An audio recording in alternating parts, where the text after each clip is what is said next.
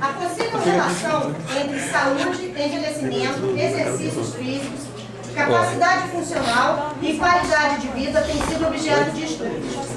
Saúde não significa simplesmente a ausência de doenças. O termo saúde engloba aspectos físicos, psíquicos e sociais. O exercício físico na terceira idade pode trazer benefícios tanto físicos como sociais e psicológicos, contribuindo para um estilo de vida mais saudável dos indivíduos que praticam. De acordo com o Santarém, alguns dos efeitos salutares, não é salutares, hein, gente? É salutares do exercício físico são o aumento do HDL, colesterol, a redução dos triglicerídeos, redução da pressão arterial e da tendência à arritmia pela diminuição da sensibilidade à adrenalina. Redução da agregação plaquetária e estímulo à fibrinose.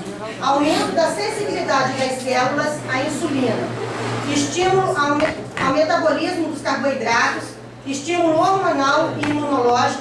Redução da gordura corporal devido ao maior gasto calórico e tendência à elevação da taxa metabólica pelo aumento da massa muscular. Sendo assim, o exercício físico atua na profilaxia de doenças, melhorando os fatores de risco para o desenvolvimento de diversas patologias. Aí, olha só, nós trouxemos aqui para vocês alguns dos idosos que fazem exercícios no Jardim Velho, que é o grupo de idosos em ação, e o nosso fisioterapeuta que está ali comendo as unhas todinhas de nervoso, o doutor Fábio. Por favor, Fábio. Não, pode ficar à vontade. Não, você agora é contigo. Não, eu quero sentar.